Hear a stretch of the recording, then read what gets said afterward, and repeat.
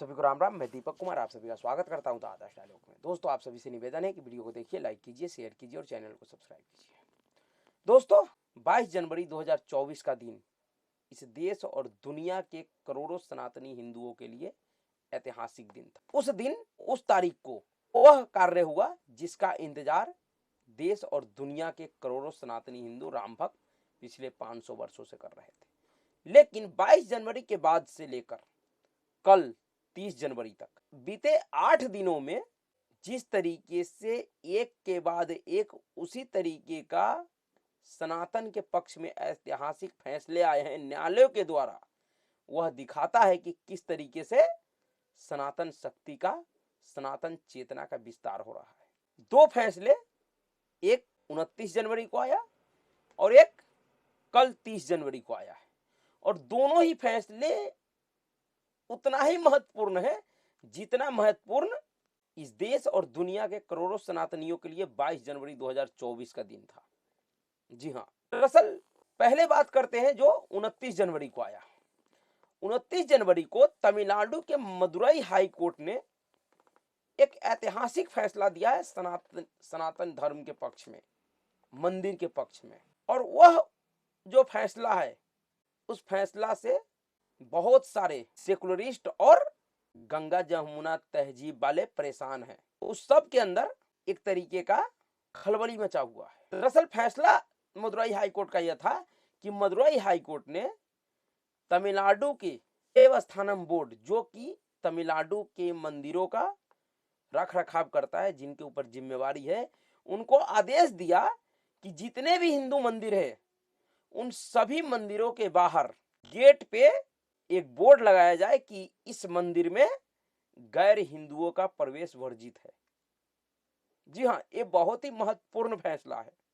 और मेरा मानना है कि क्योंकि ये मदुरई हाई कोर्ट का फैसला है, तो फिर किसी भी हाई कोर्ट का फैसला पूरे देश के लिए मान्य होता है। तो उन फैसलों का अनुसरण पूरे देश को करना चाहिए, और देश में जितने भी मंदिर हैं सभी मंदिरों में यह व्यवस्था होनी चाहिए कि हिंदू मंदिरों के अंदर गैर हिंदुओं का प्रवेश वर्जित हो।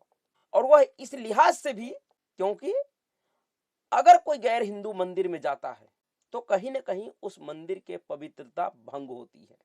उस मंदिर का जो अपना नियम है, कायदे है, कानून है, उसका उल्लंघन होता है।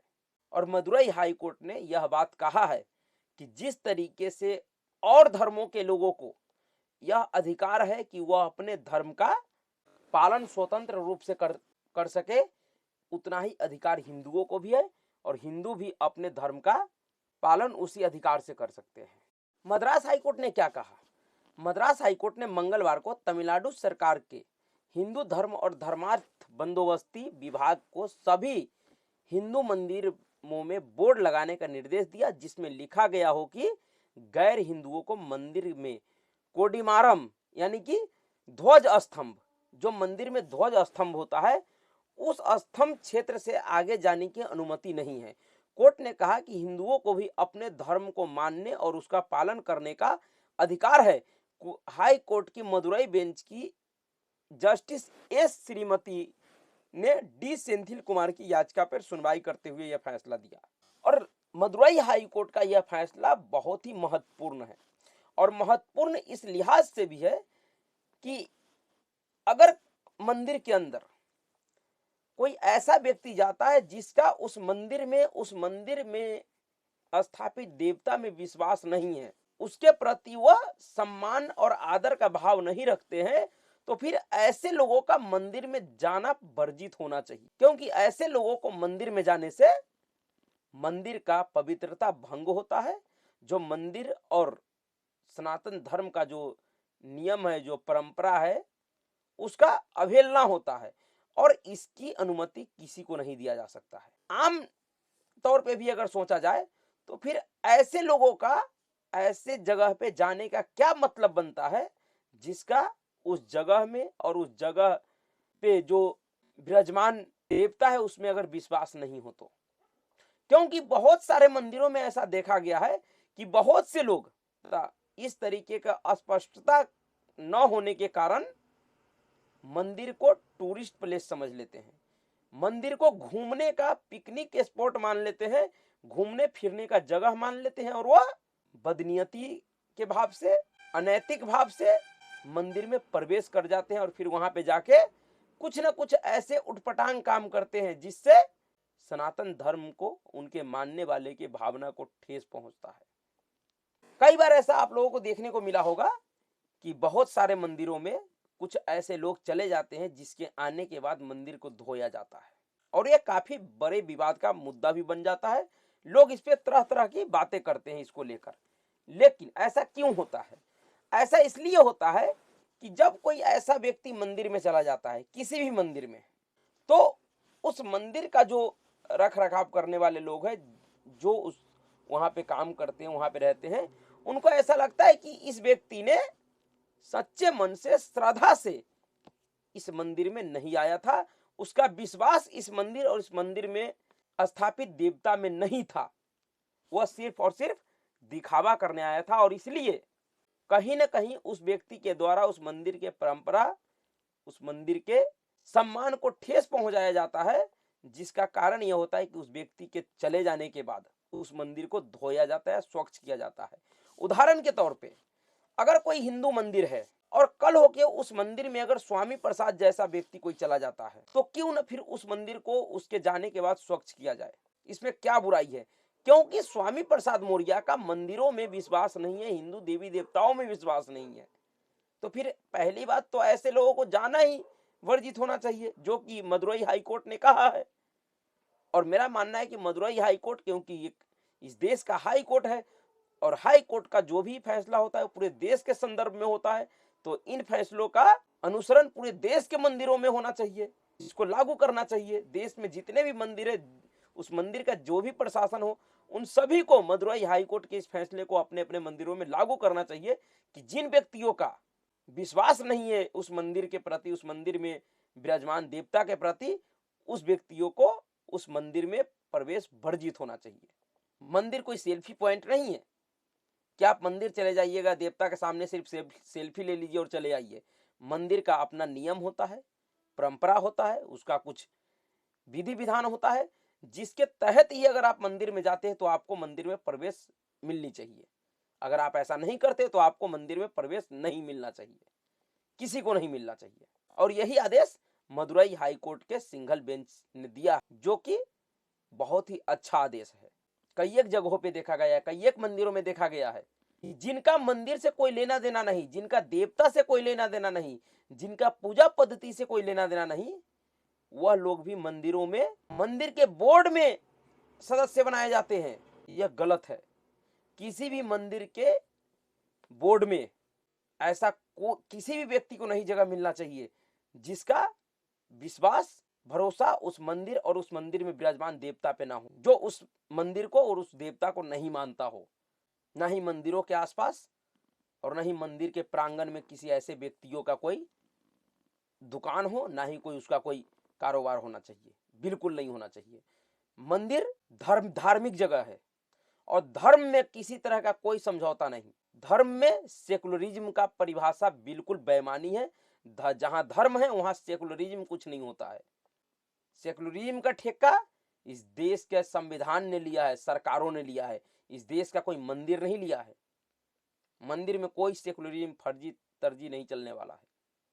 इस आदेश से बहुत सारे सेकुलर दलाल भड़क सकते हैं, इससे कोई फर्क नहीं पड़ता है। यह आदेश बहुत ही बढ़िया है, ये स्वागत योग्य आदेश है।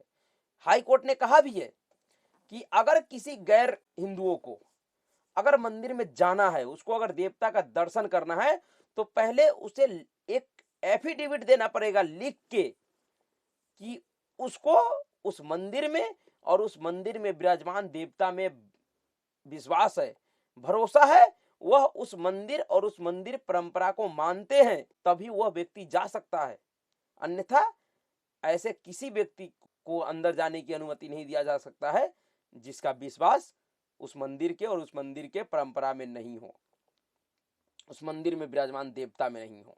और ये कहीं से ही फैसला गलत नहीं है, बिल्कुल सही फैसला है। कुछ लिबरल बुद्धिजीवी दलाल इसका विरोध जरूर करेंगे, इसको कहा जाएगा कि ये देश में समाजों को बांटने वाला फैसला है, लेकिन ऐसा नहीं है, बिल्कुल सही फैसला है। वहीं दूसरी जो खुशखबरी आया वह कल यानी 30 जनवरी को काशी ज्ञान वापी से आया है।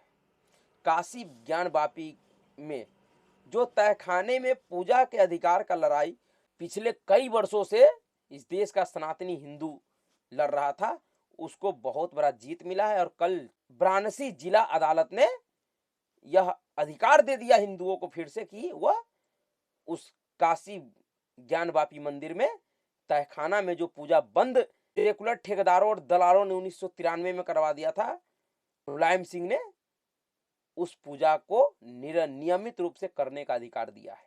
एक तरीके से यह बहुत बड़ा जीत है उन सभी शिव भक्तों के लिए जो अपने पूजा का अधिकार का लड़ाई लड़ रहा था। देश के उन तमाम सनातनी हिंदुओं के लिए जिनके ऊपर एक तथाकथित फर्जी सेकुलरिज्म के नाम पे अत्याचार किया जा रहा था।